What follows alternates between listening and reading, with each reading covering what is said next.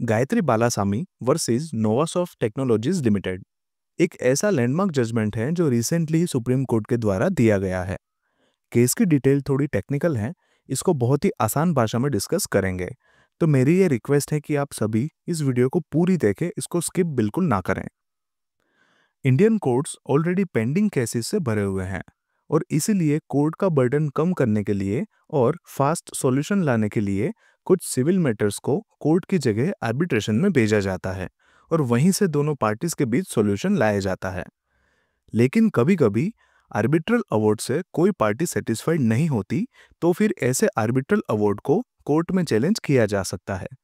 अब देखिए, सेक्शन 34 में कोर्ट को यह पावर दी गई है कि वो ऐसे अवार्ड को सेट असाइड कर सकती है। लेकिन यहाँ पर सवाल ये था कि क्या कोर्ट के पास आर्बिट्रल अवार्ड को मॉडिफाई करने की पावर है। चलिए समझते हैं इस बात को आज के केस के द्वारा। गायत्री बालासामी नोवासॉफ्ट टेक्नोलॉजीज में वाइस प्रेसिडेंट के पोस्ट पर काम कर रही थी। 27 अप्रैल 2006 में उसकी अपॉइंटमेंट की गई थी। नौकरी को अभी 3 ही महीने हुए थे कि 24 जुलाई 2006 में उसने अपने को एम्प्लॉय के ऊपर सेक्सुअल हैरेसमेंट का आरोप लगाते हुए रेजिग्नेशन लेटर दे दिया। कंपनी ने उस रेजिग्नेशन को एक्सेप्ट नहीं किया और बाद में गायत्री को टर्मिनेशन लेटर भेजकर निकाल दिया। गायत्री ने तुरंत ही कंपनी के सीईओ कृष्ण कुमार श्रीनिवासन के ऊपर क्रिमिनल कंप्लेंट कर दी और बदले में कंपनी ने भी गायत्री के ऊपर डिफेमेशन और एक्सटॉर्शन जैसे केसेस कर दिए और ऐसे ही ये मामला पहुंच गया सुप्रीम कोर्ट तक। सुप्रीम कोर्ट ने दोनों पार्टीज को आर्बिट्रेशन के लिए भेज दिया। आर्बिट्रेशन ट्रिब्यूनल ने सब डिटेल्स को वेरीफाई करने के बाद गायत्री के फेवर में आर्बिट्रल अवार्ड देते हुए कंपनी को 2 करोड़ रुपए गायत्री को देने के लिए बोला। लेकिन इस अवार्ड से गायत्री सेटिस्फाइड नहीं थी। उसका कहना था कि आर्बिट्रल ट्रिब्यूनल ने कुछ पॉइंट्स को कंसिडर ही नहीं किया और उसने इस अवार्ड को सेक्शन 34 के अंतर्गत मद्रास हाईकोर्ट में चैलेंज किया। आर्बिट्रेशन एंड कॉन्सिलिएशन एक्ट 1996 के सेक्शन 34 में कुछ कंडीशंस दी हैं, जैसे कि incapacity of party, invalidity of agreement, proper notice not given to party enable to present case, award beyond scope of reference, illegality in composition of tribunal or in arbitral procedure, public policy, dispute not arbitrable, patent illegality appearing on the face of the record।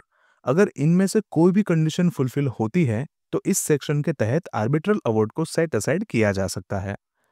Madras high court, जहां पर single जज के द्वारा इस challenge को चलाया गया और गायत्री को एडिशनल 1.6 करोड़ देने के लिए कंपनी को बोला गया, लेकिन बाद में डिवीजन बेंच बैठी और इस अमाउंट को मॉडिफाई करके 1.6 करोड़ से सीधा मात्र 50,000 रुपए कर दिया गया। पर सवाल अभी भी वही था कि क्या आर्बिट्रेशन एंड कॉन्सिलिएशन एक्ट 1996 के सेक्शन 34 और 37 में कोर्ट को आर्बिट्रल अवार्ड को सेट असाइड करने के साथ साथ मॉडिफाई करने की भी पावर मिलती है। इसके जवाब में सुप्रीम कोर्ट ने अपने डिसीजन में कुछ पॉइंट को हाईलाइट करके सारा कंफ्यूजन दूर कर दिया। सुप्रीम कोर्ट ने 5 जजों की बेंच बनाई, जिसमें 4-1 की मेजोरिटी में निर्णय हुआ कि कोर्ट के पास सेक्शन 34 और 37 के तहत लिमिटेड पावर है आर्बिट्रल अवार्ड को मॉडिफाई करने की।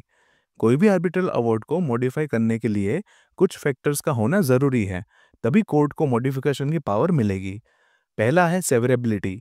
अगर अवार्ड का कोई भाग इनवैलिड हो और वो बाकी हिस्से से अलग हो सकता हो तो उस हिस्से को अलग किया जा सकता है। दूसरा, अगर अवार्ड में क्लेरिकल, कंप्यूटेशनल, टाइपोग्राफिकल एरर सामने आती हैं तो बिना उस केस के मेरिट में दाखिल हुए कोर्ट उस एरर को सुधार कर सकती है। तीसरा, पोस्ट अवार्ड इंटरेस्ट। किसी अवार्ड में इंटरेस्ट दिया गया हो और वो इंटरेस्ट अनजस्ट या अनरीजनेबल लगे तो उसको एडजस्ट किया जा सकता है। And last, constitution of India के आर्टिकल 142 के तहत कोर्ट के पास कंप्लीट जस्टिस करने की पावर है और इसके लिए आर्बिट्रल अवार्ड को मॉडिफाई करने की अनुमति हो सकती है।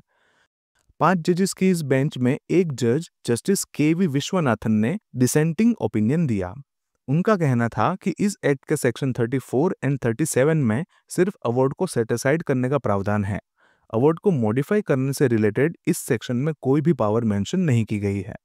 मैं आशा करता हूं कि ये केस आपको अच्छे से समझ आ गया होगा। मिलते हैं अगली वीडियो में ऐसे ही लैंडमार्क जजमेंट के साथ। तब तक जुड़े रहिए हमारे YouTube channel move law academy के साथ।